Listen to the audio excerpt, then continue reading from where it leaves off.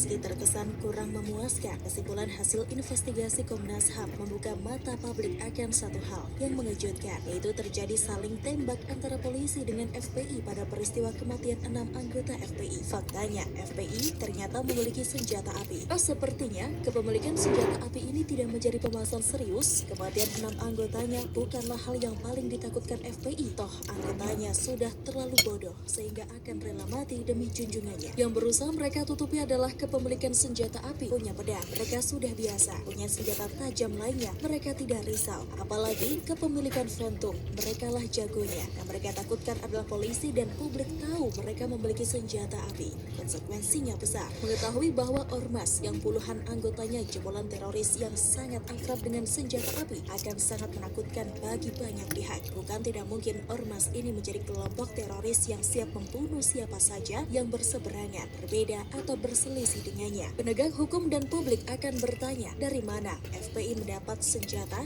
Apakah mungkin ada penyuplai senjata api ke FPI? Apakah senjata itu resmi atau ilegal? Berapa senjata api yang dimiliki FPI? Sudah berapa lama mereka memilikinya? Bagaimana bisa ormas keagamaan di Indonesia mendapatkan akses senjata api? Untuk apa FPI memiliki senjata api? Dan masih banyak lagi pertanyaan yang bisa diajukan. Untuk itulah sejak awal FPI melalui Munarman membantah memiliki senjata api. Mereka mengarang ceritanya sendiri agar orang tidak fokus pada senjata api yang dijadikan barang bukti oleh polisi. Mereka juga mencoba membangun narasi bahwa polisi melakukan pelanggaran HAM agar orang terlena dengan narasi itu. Bahkan penguburan pun dijadikan ajang menarik perhatian pendukung dan juga menimbulkan kontroversi di publik. Mereka kemudian mendesak membentuk tim independen untuk menginvestigasi kasus kematian 6 anggota FPI. Tidak tanggung-tanggung, mulai dari pentolan sampai simpatisan mereka kerahkan agar dibentuk tim independen. Bukan soal hasil dari tim independen yang mereka harapkan, melainkan mengalihkan perhatian bukan lagi kepemilikan senjata, melainkan ke penyelidikan tim independen yang sudah pasti memakan waktu yang cukup lama. Meski sebenarnya tak diduga FPI bahwa pemerintah akan melarang seluruh kegiatan mereka di seluruh wilayah hukum Republik Indonesia.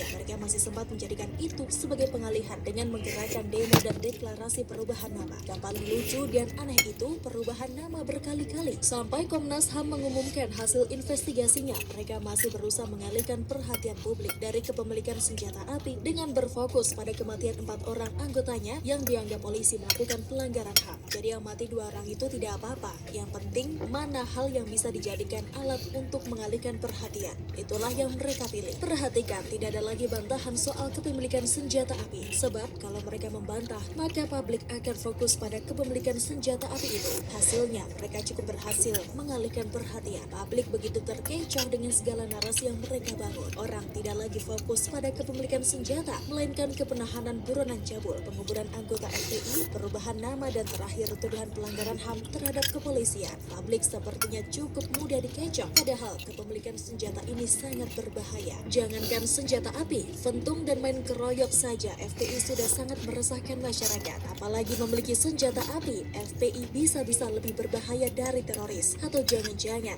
dan bukan tidak mungkin, mereka sedang membangun kekuatan untuk menghancurkan lawan mereka, bahkan mengacaukan Indonesia ini seperti Suriah dan negara Timur Tengah lainnya yang tak kunjung damai. Kita harus mendorong kepolisian agar mengusut tuntas kepemilikan senjata api FPI ini. Penegak hukum harus mampu menjawab pertanyaan-pertanyaan yang sudah sampaikan di atas mengenai senjata api ini. Jika tidak diusut tuntas, ada kemungkinan akan menimbulkan keresahan di tengah masyarakat. Sejarah Anggota mereka tersebar di berbagai daerah yang kita tidak tahu apakah mereka memiliki senjata api atau tidak. Tidak bisa dibayangkan jika FPI masih punya senjata api lainnya, sekalipun sudah dibubarkan karena sudah terlalu lama menjadi anak emas penguasa, politisi dan penegak hukum. FPI masih sangat berpotensi membahayakan negara. Polisi saja mereka lawan, apalagi rakyat jelata seperti saya akan jadi target yang sangat empuk. Kalau mereka bisa membuat atau merakit dua senjata 呢啲基建嘅話咧，我就係話覺得因為逆周期先要做嘅，長期都要做嘅，本身都要做嘅，本身都要做嘅啦。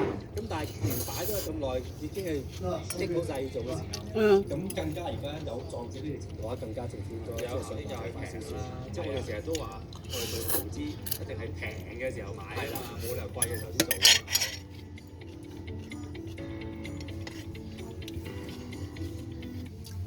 Warahmatullahi wabarakatuh. Malam teman-teman, kembali lagi dengan kami di sini tim KC.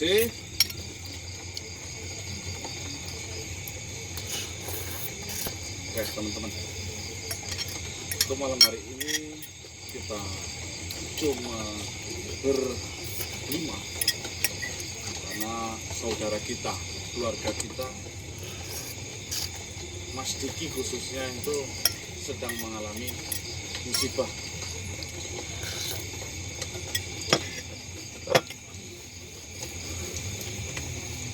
Dan musibah ini masih sangkut pautnya dengan